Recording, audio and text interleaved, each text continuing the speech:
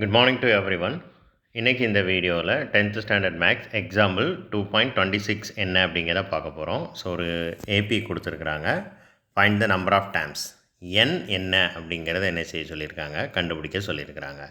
So n கண்டுபிடிக்க சொல்லியிருந்தாங்கன்னா என்ன அர்த்தம், எத்தனை உறுப்புகள் இருக்குது, எத்தனை டேர்ம்ஸ் இருக்குது அப்படிங்கிறத என்ன செய்ய சொல்லியிருக்காங்க, கண்டுபிடிக்க சொல்லியிருக்கிறாங்க. ஸோ சம்மை நல்லா அண்டர்ஸ்டாண்ட் பண்ணிக்கோங்க.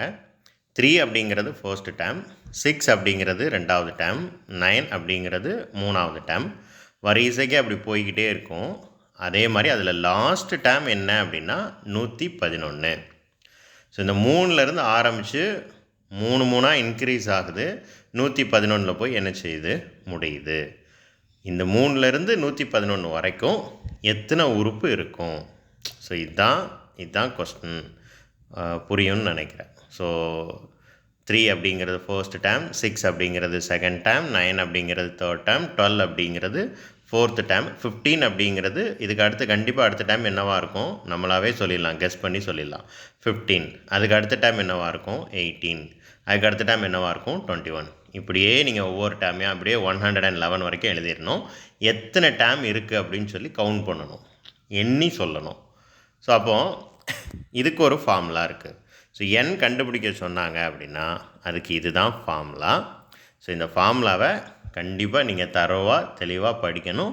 இந்த ஃபார்முலாவை படிக்காமல் இந்த சம்மை ஒர்க் அவுட் பண்ணவே முடியாது. ஸோ ஃபார்முலா என்ன, n is equal to L minus A by D plus 1. Okay.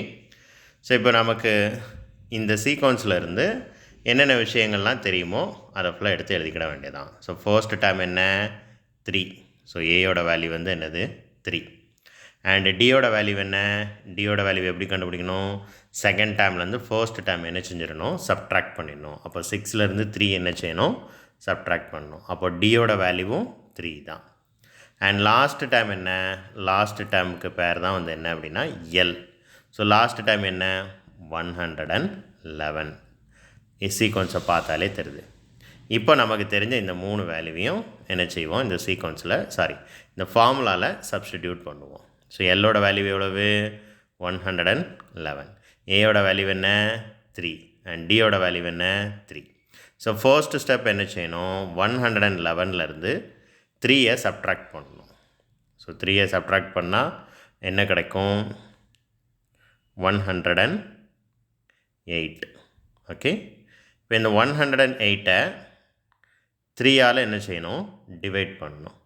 So 3ஆல் divide பண்ண என்ன கிடைக்கும், 3 3s are 9, ரிமைண்டர் 1 இருக்கும், 18 இருக்கும், 6 3s are 18. ஸோ 36 + 1, ஸோ என்ன ஆகும் 37 ஆகும். ஸோ டோட்டலாக எத்தனை டேர்ம்ஸ் இருக்கும் 37 இருக்கும். இதில் பசங்க மேக் பண்ணக்கூடிய ஒரு கேர்லெஸ் மிஸ்டேக் என்ன அப்படின்னா, இந்த சப்ட்ராக்ட் பண்ணுறதுல தப்பு விடுவாங்க, அப்புறம் டிவைட் பண்ணுறதுல தப்பு விடுவாங்க.